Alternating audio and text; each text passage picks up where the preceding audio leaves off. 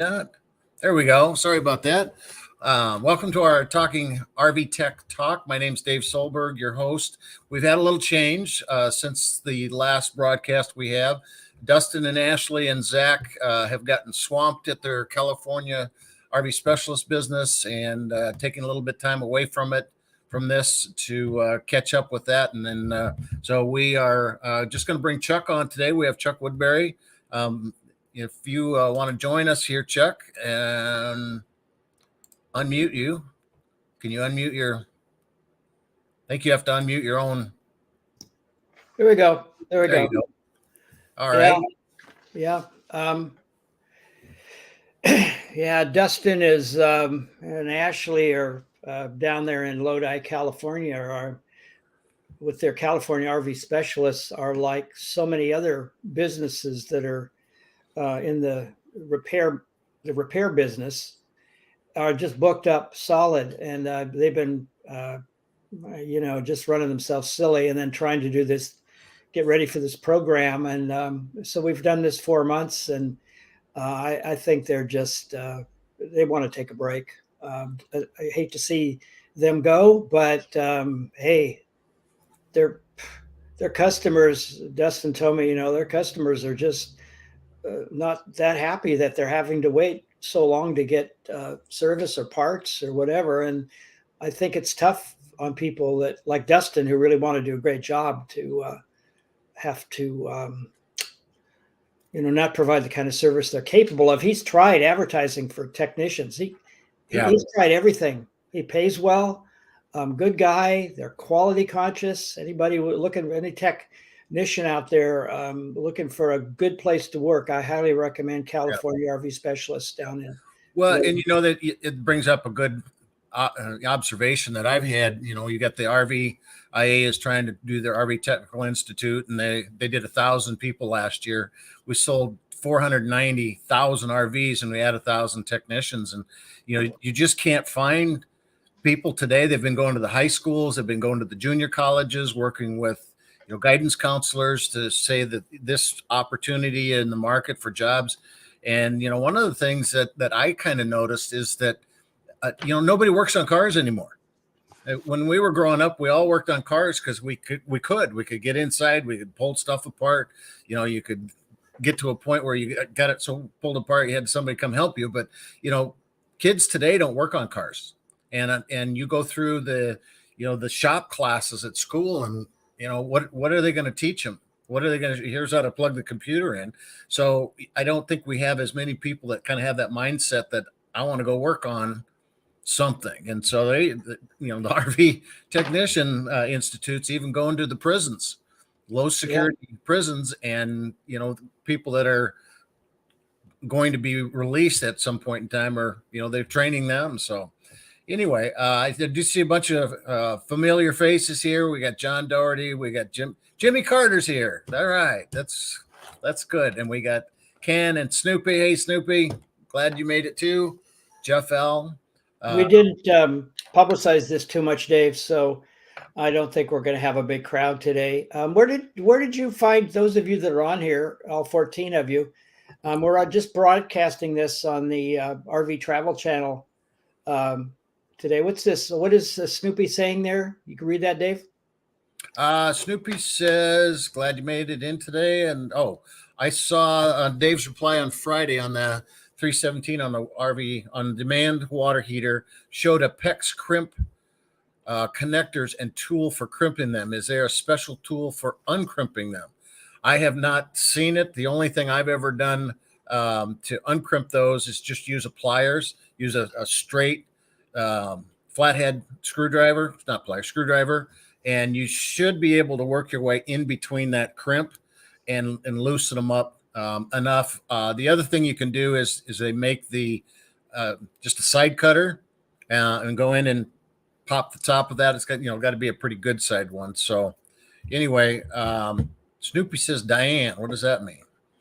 That must mean our Diane. Okay. Who's our round the clock employee who never stops working. Oh, Diane. Yeah, Diane McGovern. Okay. She knows everybody that's ever. We have what did we went to 210,000 comments now on our rvtravel.com, and Diane's read every one of them. Hmm. Because she has to proof them, and we make sure that, you Yep. get rid of those ones that get nasty. So she knows everybody. Yep. I'm going to jump back up because John Doherty's posted a question right away at the beginning, and I scrolled down before it, but he said, good morning from Florida. Lucky you. Deoxidizing, polishing, waxing, what type of pad, and a good buffing machine. And I just put an article out. I think it was either yesterday or the day before. Somebody had asked about the paint scheme. Remember that? They want to know if a I don't even remember the name of it's a paint protection process where they coat the whole thing. And, I'm not a big fan of those, but John, it kind of depends on what you have for an outside surface of your RV. If you got just regular fiberglass and decals on it, that fiberglass is Phylon. It's made by Crane Composites, and it looks, this is it right here. And it's just a sheet stock. And they have a specific grit sandpaper. There's a whole process that they have. A polishing compound. They have a rubbing compound if it's a little more. What I typically use on a very first run, if it's just fiberglass, is a thing that's called Barkeeper's Friend. And they make a cream version of it. It's got a really, really light pumice in it. Very, very safe on the surface. And so Meguiar's also has a deoxidizing, a polishing, and a waxing compound that they offer. And then what Phylon recommends is the Meguiar's number 56 marine and RV wax, because it's got a UV protection built into it. And then, just a good buffing pad for that. But if you go on to just look up Phylon Chemlite maintenance manual, and maybe what I can do is I'll write a little note here to post something on that as far as Phylon maintenance. Hey, Dave, I want to ask you a question. Sure. You and Dustin and I were talking once, and Dustin, I think, is one that told me, but he was telling me that the decals that are put on RVs, there's different decals for different priced units, and the more expensive units have a better decal. Yep. So you mean you buy an inexpensive RV, you're going to get decals that probably won't last as long? Is that true? And why is that? It's a price point. I've talked to Sharpline and Vixen. Sharpline's probably the largest manufacturer of decals, and they all start off with a 3M film that's in there. And there's cast decal, and then I can't remember, the rolled, I think, is the other one. And it's really weird because the thicker the decal, the less it'll last. The shorter lifespan it has, just because of the way it's built, the materials that are in it. So they have the less expensive ones. You're probably looking at 3 to 5 years if they're exposed to the sun a lot. The larger ones are about, and usually they say about a 7-year lifespan on those. But there are things you can do to extend the life of that. First of all, don't let them sit exposed to the sun. That's a big thing. That's what's going to deteriorate them, dry them up, make them crack, curl, all that other stuff. Cover it in the wintertime. If you can get a cover over that, or anytime you put it in storage, that's going to really extend the life of that unit. And not only the decals, but the fiberglass as well. I did come across the product here. It's called Rejects. And I got a hold of the company. They sent it to me, but I see it on Amazon. I see a lot of people covering it. Sharpline technician told me about this. They've got a back area of their manufacturing facility completely filled with decals on tables, baking in the sun at different levels. So they're always testing this stuff, and they've got labs and everything. But the only product that they recommend is this product right here. They said it doubles the life of the decals. So that, that's pretty important. Rejects. It sounds like rejects. It is. It's Rejects. Rejects. That's a bad name. I know. It sounds like rejection, Oh, I see why. It rejects UV rays. It rejects dirt and grime. It rejects the brake Bad tests. relationships. It Yeah, that's good. rejects Millie. Yeah. Oh, wait a minute. That's your gal. Yeah, we got Millie standing by to tell a joke, but I don't know if anybody wants to hear Millie tell a joke. Well, and then the other thing the decal company says is do not wax your decals. It will encase them. It'll actually make them dry out faster. And so, like I said, the best thing you can do is wash and clean it. Try this stuff on it. I have had some people that swear by 303 protectant.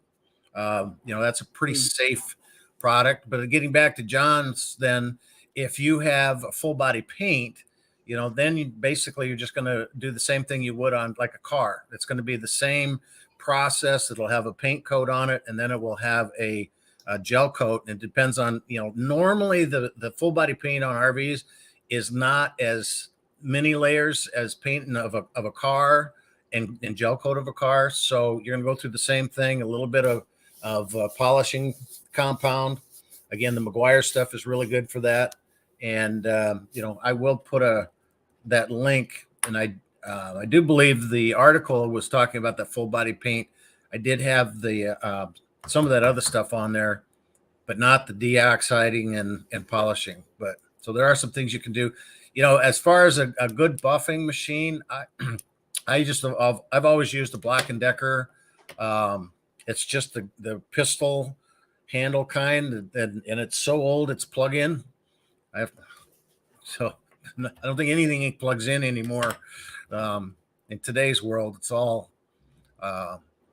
wireless, or not wireless, rechargeable, cordless.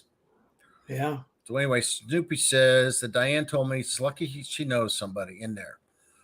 So one of the things that is going to come out here, I guess, on Sunday, I'll tell them about Elvis's plane. This is kind of fun, and I'm going to start writing a few more, kind of human interest type stories too as well. And I came across this. There's a guy that has a YouTube channel by the name of Jimmy's World, and he has been going out for the last several years, and he has been buying abandoned jets, planes, not just jets, but planes, and then revamping them, renovating them, doing different things for charity. St. Jude's is a big one. And he came across a Mecum auction in Kissimmee, Florida, that had Elvis's Lockheed jet in it. And this is a 62. And Elvis bought it in 76 for his dad and already had the Lisa Marie and the Hound Dog 2, but he bought this one. And then a year later, he died in 77. And so this was sold to a Saudi Arabia company for a while, and then ended up in Roswell, New Mexico. The Roswell airport has a huge abandoned plane boneyard. So they got 200-300 planes that have just been put out into the desert because the weather, the atmosphere helps protect it. And of course, this one you see the exterior hasn't, but it's kind of ironic. I've been doing a lot of research on this, and the guy bought it in Mecum auction, paid $234,000 for it. Priscilla was at the auction while he was making this bid. He bid it anonymously at the time, so they didn't know exactly who it was, but they had pictures of her doing that. And he is going to take this bus. And it's the other ironic thing is he won the auction on what would have been Elvis's 88th birthday. So the auction was on the same birthday. The interior has been preserved in the most gaudy king type fashion you could imagine. You would expect nothing less from Elvis than maybe blue suede in here instead of. Well, if anybody who's been to Graceland knows he didn't have the greatest taste in decor or food. He was definitely a common guy who got a lot of money, and this is what you get. Well, anybody that would fly their private jet to Dallas to get a peanut butter and banana sandwich is going to go over the top with. You notice it's got gold-plated cup holders on the side. It had the first microwave. It had a microwave in it. It still dings. They don't know for sure if it works or not. But you see here, you got an AM/FM cassette player on the top. You've got a VCR down at the bottom that weighs about 800 pounds. and it's just over the top. There's the microwave. And the ironic thing about this is that the guy's going to turn it into a motorhome. So he is going to buy a motorhome and take the box off of that, and then take this and he's already got the wings off of it. They trucked it back to, he lives actually in Tampa Bay area, and he's gonna make it into an RV and travel around the country. Originally, he was going to do an Airbnb because he found out that Dolly Parton's tour bus, they rent that out for $10,000 a night for somebody to stay in it. He thought he could get $100,000 out of this, and so he decided he's going to make it into an RV, travel around the country, and let people come in at a price, and all for charity. So I guess this is going to become an RV B&B. Is that right? And where's the laugh track? I missed the laugh track on that. Yeah. Well, it just goes to show, number one, Elvis had way too much money to originally buy something like this. And number two, this guy's got way too much money to buy it and turn it into an RV. So yeah, I don't know. I've seen some strange things, but we'll keep an eye on this one. I think you can see the Lisa Marie, I think, is still at Graceland. Both the Hound Dog 2 and the Lisa Marie. The Hound Dog 2 is a larger, like 727. It's got a king size bed in the back. I thought that the Lisa Marie has a big bed in the back, big seatbelt across it, and I thought that was bigger than this one you just showed. Maybe I got it. I think the Lisa Marie was bigger than I don't know about the Hound Dog, but the Lisa Marie had a queen size. It was kind of gaudy too. The colors, yeah, it was pure Elvis. Yeah. So the Lisa Marie must have been the bigger one. Yeah, and then the Hound Dog 2 was the smaller private jet like this one. Yeah. Here. So he had several over the years, and was his tour when I went, this has been, 15, 16 years ago, maybe even 20 years ago. They had his tour bus was there, which was an old Silver Eagle with the big thing up the top, and it had one of the first microwaves and all that kind of stuff. It was pretty gaudy. So we got Billy here, Bill from San Diego area.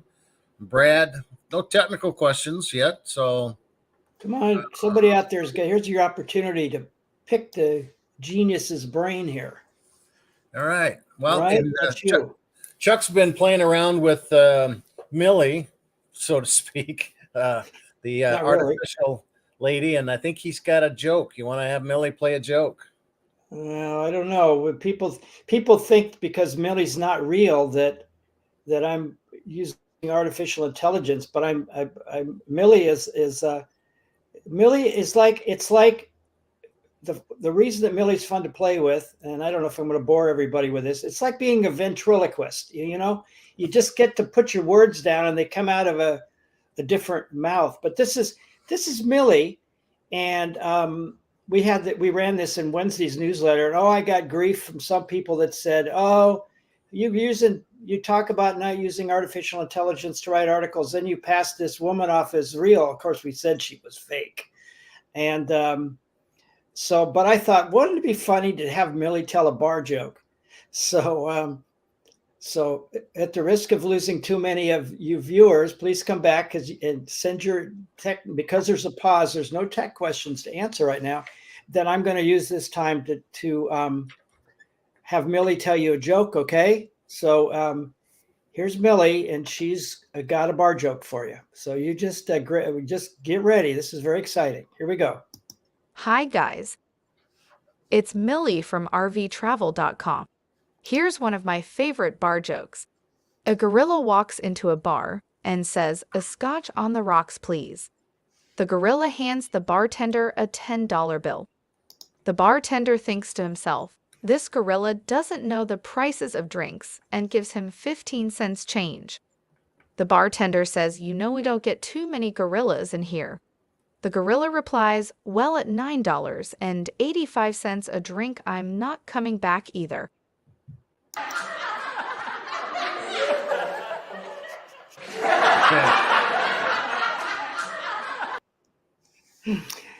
Okay. I've heard that Yeah. 3 times and it hasn't gotten any funnier. No. And I got to figure out how to get Millie off of here. Here we go. All right. So Mary, thank goodness Mary brought a question up here. So Good. what type of tire pressure monitor system do you recommend for a fifth wheel?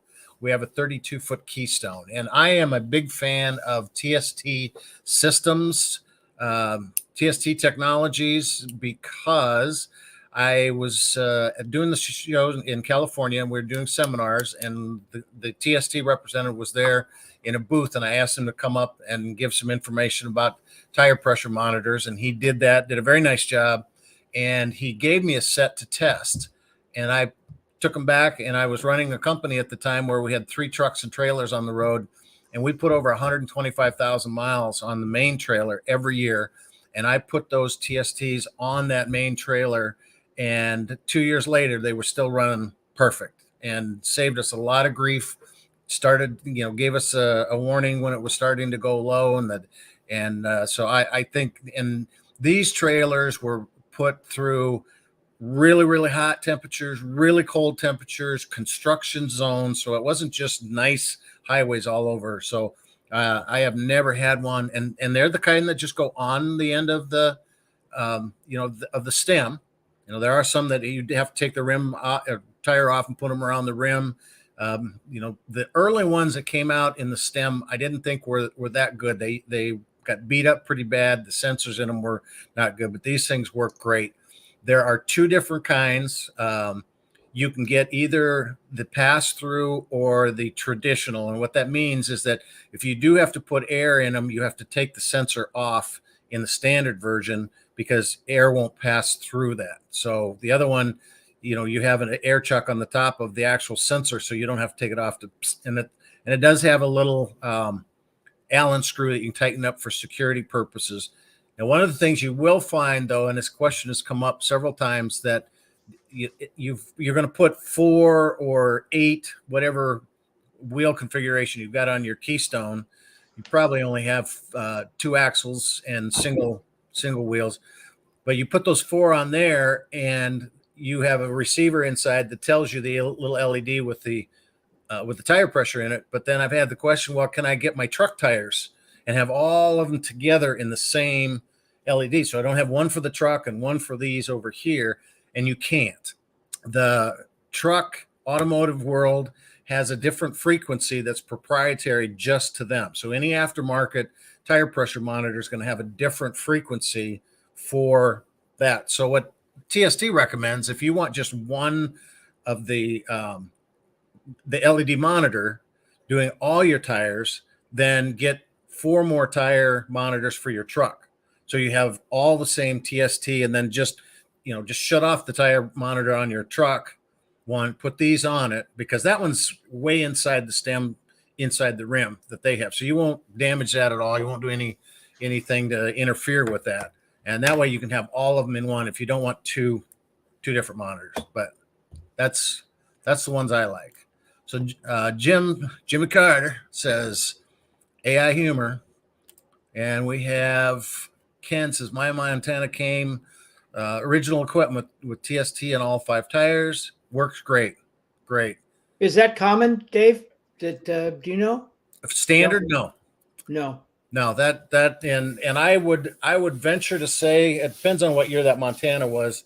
That I think they just started coming out. I did talk to the rep at the Tampa show, and he said they're now starting to get a few of the RV manufacturers putting them on, where before it was just the dealers would do it. It's just it's a price point. You get 2 units sitting side by side, and chances are you don't know that it has a tire pressure monitor. And if the price is higher, what you get is the one that's cheaper says, well, that's because it's a Montana. You're going to pay for the name. Well, you're not paying for the name. You're paying for that. So Jim said he added the TST system the first year we purchased our trailer. Twice we had a fairly rapid pressure loss that caught before the tires were damaged. And a lot of times you might not catch it before the tire gets damaged. You see the pressure going down, you pull over.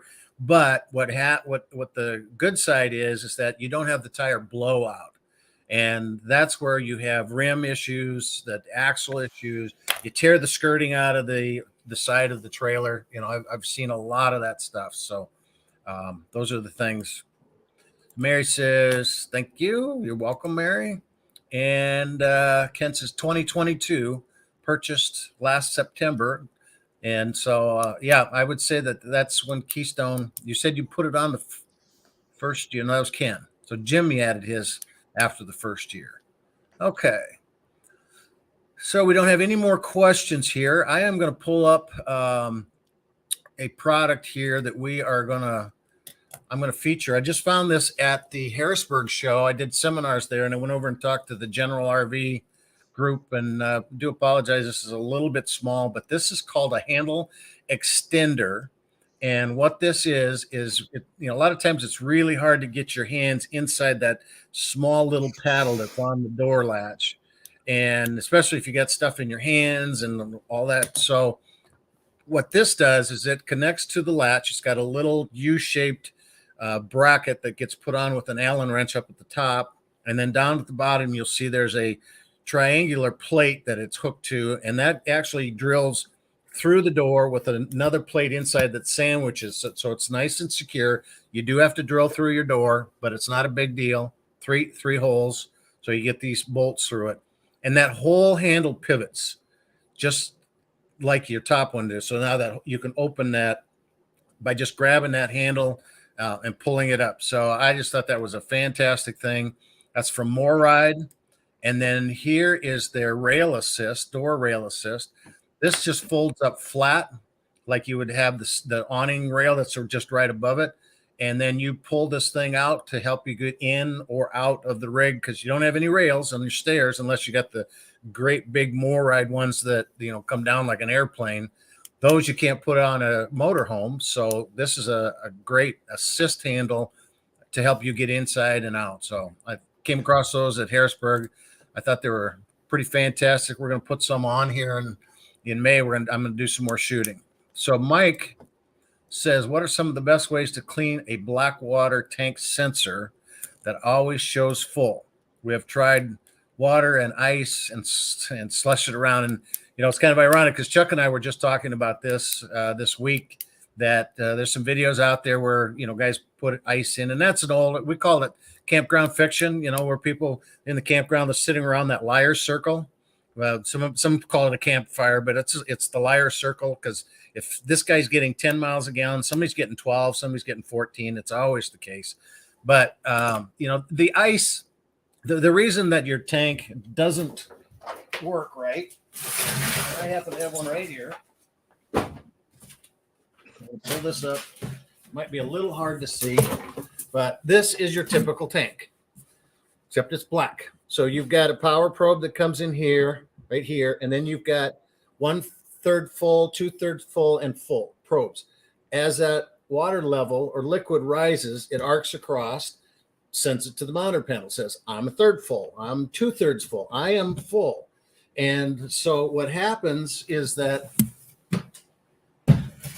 when you dump your tanks, sludge sits on the inside of that tank, and toilet paper and whatever else you want to call it, and keeps that connection going, or they call it a closed circuit. So you dump the tank, and even though it may even seem dry, there's still connectivity going across those. So a couple things that you can do. The first one is there's a product called Tank Blaster. This is a Thetford product. You put it in, you leave it, you fill the tank up, leave it overnight, and it does this enzyme-based thing. The second thing is you always want to use the right chemicals. How do you have all this stuff? You're always pulling stuff off of there. And where do you get this from? You seem to have every product, and now I only see a few things back. We didn't know this question was coming. No. Thetford sent me a whole bunch of this stuff, and I've been shooting videos for, I shot for Winnebago since 1989. I didn't keep a lot of that stuff, but then when I left Winnebago, I just shot videos. I just kept hoarding stuff, my wife calls it. And we did a whole thing on dump tanks. And the biggest problem with dump tanks is that if you ever get the chance to go out to your city municipal place and see how they treat sewage, I would suggest you don't. No. They've got this, they call it the good bugs. There's bacteria. They sift through the whole stuff first. They get it in the sludge, slurry thing, and then they let the bugs, the bacteria, the microorganisms digest and eat at this. And it's all an aerobic process. It's out in the open. And so you see it anytime you drive by, you see these big open slurry fields. And the same thing with RVs, except now you're putting it in a tank that's fairly closed. And so the first thing you want to make sure is you get one that is formaldehyde free. It's an enzyme based unit, and that means, and it's in the aerobic digestion, which means it's the good bugs. If you get an anaerobic digestion, the formaldehyde stuff, you are going to get an anaerobic activity, and it's going to smell like rotten eggs, and it's going to cake to the side. It's not going to digest it as well. So when you go to dump it, you still have all this stuff in there. Then you want to make sure you get the right toilet paper. And I do have toilet paper, but I'm not going to grab that. It's back. We all know what toilet paper looks like. Well, and there, a lot of people say, well, I use toilet paper that's good for septic systems. It's totally different. You want either Thetford or Campco. I don't know if Lippert has one out, but Thetford was the number one. We did a test of 8 different toilet papers, put them in a glass of mason jar of water and left them there for 3 days and came back. And the Thetford one was completely dissolved. So I have nothing that's going to stick to the side of that tank. So, first of all, use the right chemical, use the right product, then do the dump station right. A lot of people come out, they'll dump the black water tank first, and then they dump the gray water tank and they think they're done.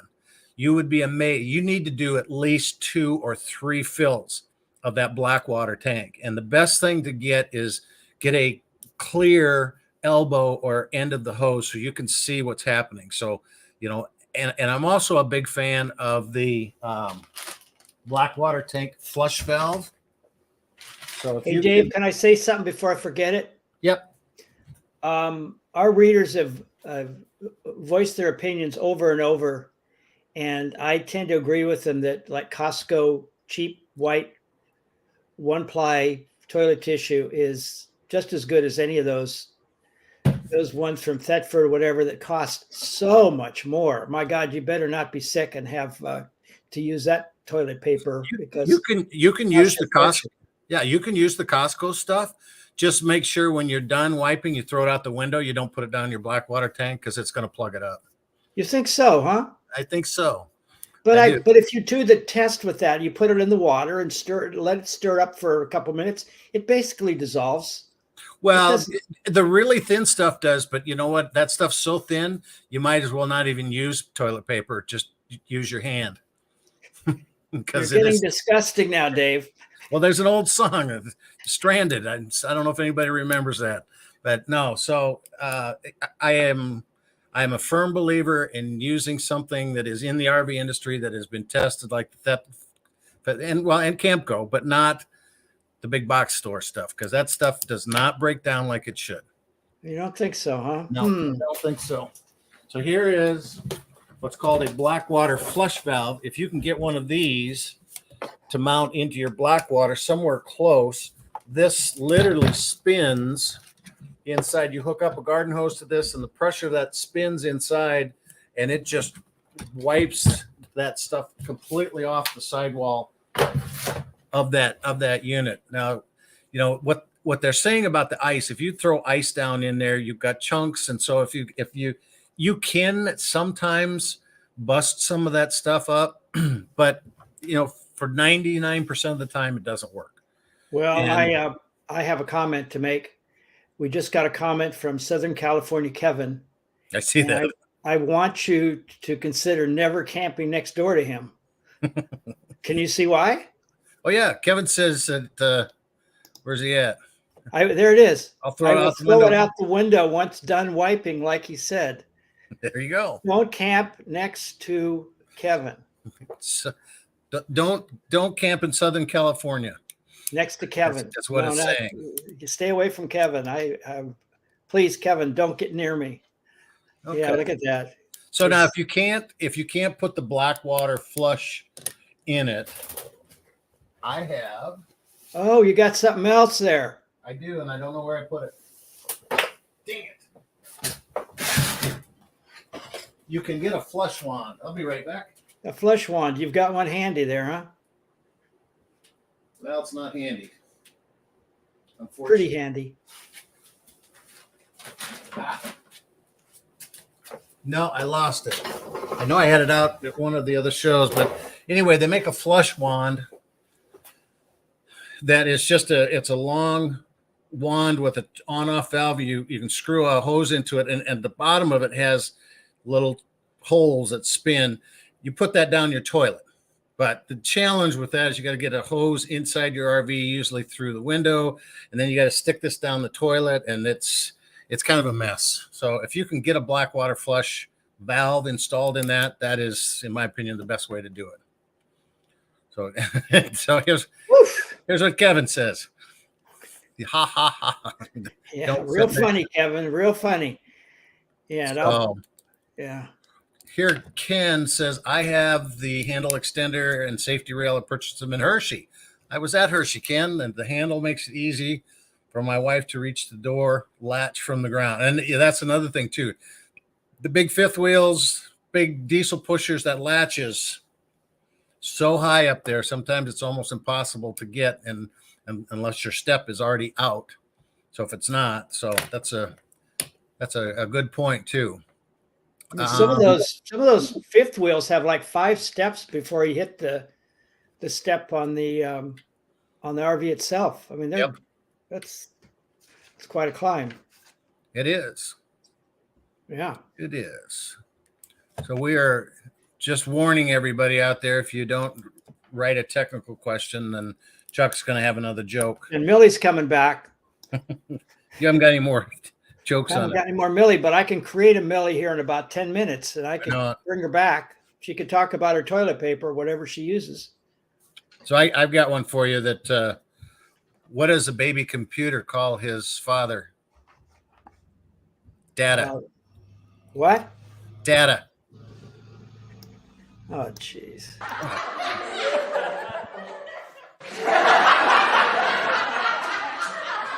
Everybody know here that Dave used to be tried his hand at being a stand-up comic. But they aren't laughing now. You know what I think about that, Dave? It's like, I'm going to tell you a story. Can I tell everybody? My wife says I'm funny, but looks aren't everything. I want to tell them a story about you. Okay. And there's 22 people on here right now. It's a huge crowd. But Dave, those of you that have seen one of the most famous YouTube videos of all time, one of the very first to go viral, the Winnebago Man. Guess who was right behind the camera, next to the cameraman while that was being shot? Yes. Dave was right there during that whole shoot. And if you've never seen the Winnebago Man, query it on Google, but just be ready for some of the foulest language and one of the funniest videos ever. And we're going to have do a little talk with Dave one of these days about that actual production and how it happened. Well, and just to give you a real brief overview of it, Winnebago wanted to do, it was 1988, and they had the new Sunflyer and Sun Cruiser coming out, and they wanted to do a series of videos professionally. And so they put out this application, and this guy out of Duluth, Minnesota, sent a demo reel of him behind an ABC news anchor desk doing a newscast, and he looked professional. He was the age, he was perfect. And so they hired him, brought him down. He was a great writer, but it was a real challenge getting the units. It was 125 degrees. It was back in the days when we had a tube camera and it had to be lit with these monstrous hot lights and flies all over the place. And this guy basically had a midlife crisis combined with a mental breakdown. And every day we'd go out and shoot, and he couldn't remember his lines, and he would swear, and he would cuss, and he'd call himself names, and it all was on tape. We just rolled. And then every night we would go back, and I was there because I was in the owner relations department, and they needed somebody as a technical advisor to make sure what he was saying was actually wouldn't get us sued. And Hey guys, my rich stepmom. Oops, sorry. my Sorry. rich stepmom. So every night we would go home and we would take those outtakes and put them together in a series. And we called it, originally it was called the Definitive Mr. R, because his name was Jack Rebney. And and that was done through a subsidiary called CycleSat, who Winnebago had to do satellite uplink, but they had a full production division that we used. And so we would go back there and we'd make these dupes, we'd put them on to beta tape, and then we'd send them to the Los Angeles version of CycleSat, the office out there, and they just loved them. And so it went viral way back before the internet with VHS tapes. So all these people would make VHS tapes and send them to these TV station friends of theirs and say, you got to watch this. You got to watch. So there was, I don't know, probably 4 or 5 different tapes. I still have one of the first beta tapes in it, but he just, and you got to watch the stuff because it is so funny. And Tony was the grip guy behind the camera. He was an intern and he just beat Tony up all the time. Tony. Why can't I remember? I liked it. He said, would you do me a kindness? Oh yeah, he was very eloquent. I mean, he was, the journey of 1,000 miles starts with just one step. Yeah. Not that step is broken on the Sun Cruiser. And then you go, is anybody going to believe this? Asterisk T. Yeah. He goes, why can't I remember this? I wrote this. My mind is a piece of, and it was just, it was very comical. It was very frustrating, at the beginning, but then when you went back and you did all the tapes, you'd go, there he is. There's the man. That's the chieftain. He's just turned and hit, and then we had flies, and then he was sweating like a bullet. And oh man, that was so funny. And there was even a movie about it called Winnebago Man. Yeah. He was on Jay Leno, some documentary producer that had gotten tapes back in the day, kind of wondered where he was at. So he hired a private investigator who actually worked for free because he had watched the tapes, and they tracked him down, and he was living like a Buddhist monk up in the mountains somewhere. He was in a cabin in Oregon, and they hauled him off to a film festival, and he was nearly blind. He basically gone blind. And he was ornery as ever in this film, Winnebago Man. It's probably on Netflix or Prime, one of those. And but they got him to this film festival, and I think he was pretty overwhelmed because he had no idea that he had become this celebrity. YouTube, what's that kind of deal. But anyway, the original video, that really was one of the very first viral videos. What must be 10 years ago at least. Oh yeah, more than that. Yeah. Yep. No, that was pretty good. So FC says no hashtag tonight. We did not do a hashtag because Ashley was the one that had put most of that together, and so we were kind of trying to decide if anybody was even going to show up tonight. So we do see there's 26 people, and yeah. How did you find us? Can you leave a comment? Did you see the link on RV Travel, or did you just go to YouTube? Or this is hard to figure this out. We never had a big crowd. I think we've had 50 people on at once, but then when we in the archives, it'll another 1,000. We'll see it in the archives. But I'd be real curious how you came here tonight, because I just put a link up. Well, I guess I did put a link on Facebook. Nobody's volunteering how you found out, but anyway. So here we got, would a soft start take the place of a generator? Also, I see that Soft Start's newest one is a dog bone, but it is pricey. Do they still make the kind that install on the unit? So to clarify, Mary, what a soft start does, it's not a generator. It's called, really the technical term is a thermistor. And what it does is when your air conditioner starts up, it ramps up and draws about 42, 43 amps. And it does it for just a brief second, so it doesn't trip the breakers on a 30 amp service, but you get two of them going and some other stuff going.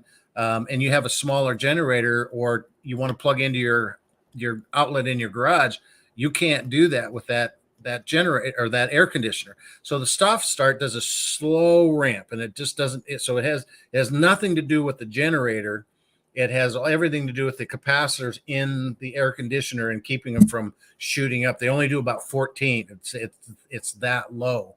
Now the newest one in the dog bone they've come out with, because people don't want to get up on the roof. They don't want to take their air conditioning shroud off and do all that work. And so you can just plug it in. They do still make the other kind that you can put on. So the challenge with the dog bone style is that if you've got a unit that has a automatic transfer switch, an ATS switch, it doesn't work with that. So check and see. Call the Soft Start RV, talk to their technician about what unit you have, and you should be able to make sure you get the right. Go to Soft Start RV /RV travel, and you get $50 off on a unit. And a couple things, Dave. I think they have put that one that plugs into your the pedestal on hold. Okay. I think there were some problems with that. And the new one that is, I believe, out now is slightly smaller than the original. Right. And it doesn't require, of course, they don't require any tools anymore to hook up. They're just, I'm not sure exactly, because I have the original. Yeah, but the first ones did not have to cut wires either. They didn't. No, they didn't. Well, the new ones are even simpler. I know that, and they're smaller because there were some because you put it up on basically on your air conditioner, right? And there were some air conditioners where it wouldn't fit on, so now they've re-engineered it slightly smaller. Yeah. The low profile, like the Penguins and stuff, air conditioners did not have the room to put them inside without the fan being in the way. So the new ones are smaller. That but the only thing you have to do is you have to crimp on the end that fits to your capacitor. And they give you this little schematic, and it says, okay, if you got this one here, you're going to take off this yellow wire off your existing air conditioner condenser, and then your capacitor, and then you're going to crimp this on here and then put it on. So, there's no cutting of wires at all. It's just a matter of getting the right diagram, and they'll walk you through that. I will say, because I know the two guys that head of Soft Start, the owners of the company, are friends of mine, and I will say that this really is a pretty much a game changer in that at 20 amps you can never start your air conditioner. It's that thud you hear is what you're talking about, Dave. That's when it just that's the amp draw. And so this just basically controls that. But I'm telling you that I highly recommend it. And if anybody ever had a problem, all they got to do is email me, and I'll make sure that they always will give you a replace it. Customer service is good. So that's my 2 cents worth. Okay. Well, with inflation, and they just raised the interest rate, so it's 4 cents now. I know it's a nickel. It's a nickel. Your nickel's worth. What are your thoughts about rear and side cameras? We have been RVing for 10 years. Never had them, but considering, I am a big fan of the rear camera. It just kind of helps show who's sneaking up on you in the back. It helps keep you centered into the lane in the middle. So I've always been a fan of that. The side cameras, I still, I don't use them myself because I can't get used to them. I don't know. All of a sudden I look down like, what's going on there? So but I am a big fan of the backup cameras, but everybody's different. I just don't like all that stuff. And I'm able to see if you got mirrors that extend out past and see your sidewalls, and you set them up correctly where you can see about 1 inch of the sidewalls in the inside of the mirror, then I can see pretty much everything on the side. But I do like the backup ones that are back. I could say something about that too. I have a side camera on my new car, on my latest car, and I've kind of come to like it. It's on the driver or the passenger side, but I've always had motorhomes with no visibility out the back. So my current motorhome has a camera on the back, and I like it because I can see the car I'm towing. It's reassuring. That's about the only reason I care about it. But the ones on the side, I think they would be, like Dave says, I think they would be helpful to some people. But hey, for years I just used the two side mirrors. And I will tell you a fast story. The first RV I bought when I was in my early 30s, motorhome, I drove it down the main street, Virginia Street in Reno. And I had, I believe my sister was with me. We were taking my niece up to meet my folks at a campground. And I had taken off on that RV on that trip, and I hadn't bothered to adjust my side mirrors. And I was pulling over from the center lane to the right lane, downtown Reno. And all of a sudden I heard a siren. And I had just about run over a motorcycle cop. And he was not happy. And I learned my lesson right there, that if you've got mirrors, make sure you adjust them. That's the motto of that story. I've always had him in adjustment since then. And luckily, I don't think I got a ticket. He was a nice guy. Okay. So John asked, what causes the backup camera to be fuzzy? And that usually what happens in those is that because when you're traveling down the road, you're getting dust, you're getting moisture that flies up that back wall. And a lot of times what happens is there's a housing that the camera sits in, and then the actual camera lens isn't on the outside. There's a film, and so you can get to the inside. So I would take that housing apart, make sure you clean that stuff up, and find out if it's something up in the inside. Otherwise, it's very possible, if it was fuzzy from the beginning, you may have too low of a gauge wire that goes from the camera to the receiver up in the front, and you're getting a little dropout of that. So the toilet paper flinger says, "Do you guys carry up?" Sorry, Kevin, you got a new moniker now. TP flinger. That could be your CB handle. I was wondering how often neighbors might get if I needed to run one. I could answer that one. How offended? Don't buy a Harbor Freight one that sounds like a jet going by. Don't run it during the night. If you need to use it, use it sparingly during the day. Some campgrounds have hours, but if you're out in a national park and you went out there to have some peace and quiet, and you've got a neighbor who runs his generator all day, you are not going to be popular. No. Use them sparingly. Don't just turn them on every time you want to use your blow dryer or make a pot of coffee. And make sure you get a generator inverter.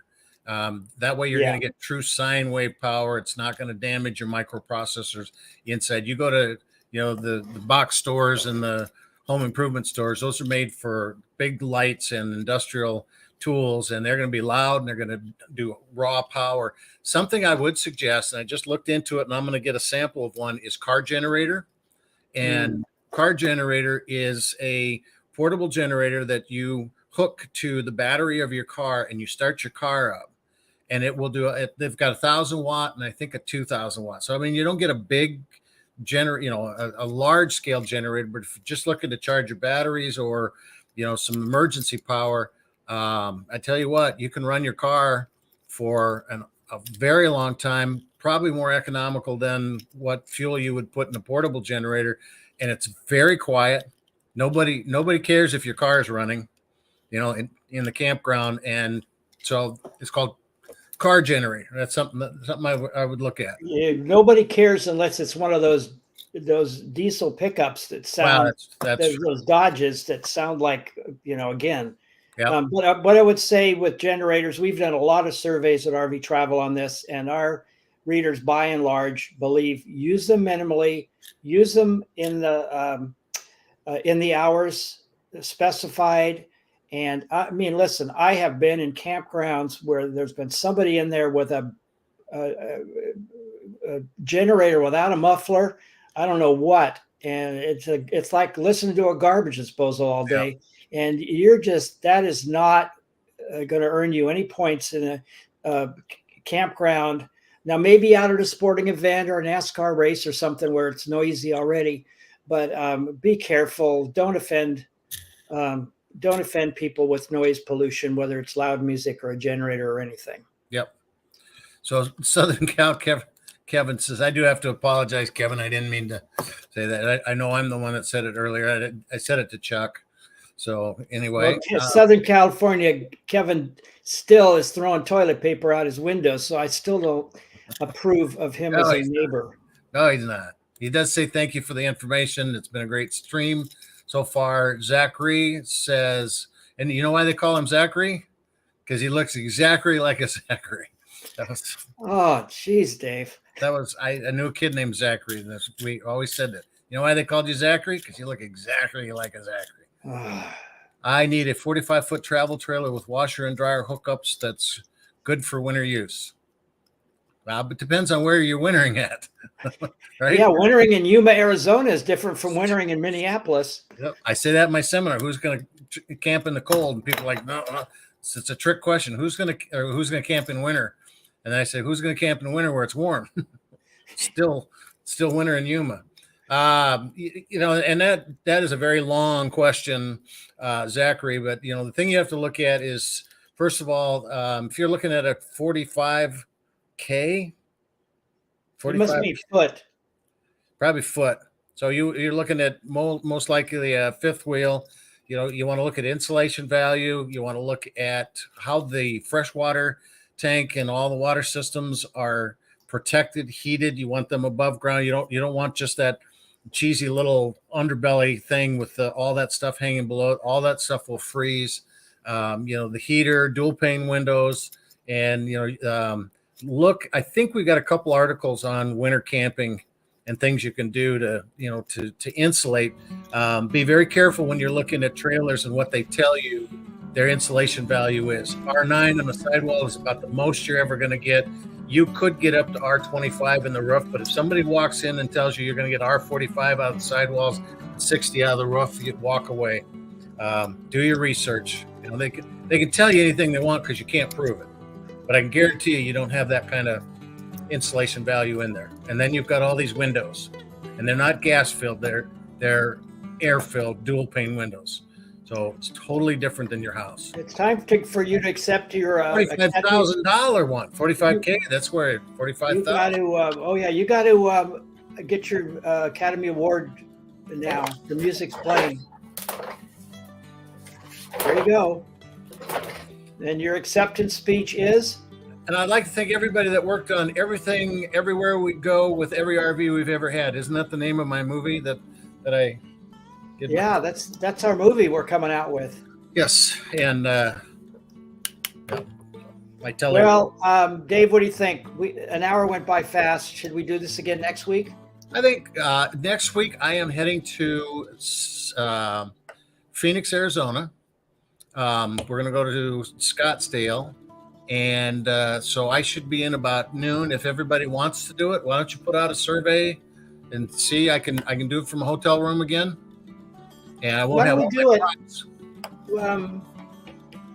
Chuck, is this a one-time deal or what? You mean for me to be on here? Well, I like being on here, but I'm not a real techie guy. But then some of these questions you've asked tonight have been kind of lifestyle related, like generators and noise and I don't know whatever else. And I'm I've been doing this for 2/3 of my life, so I know a lot about the lifestyle.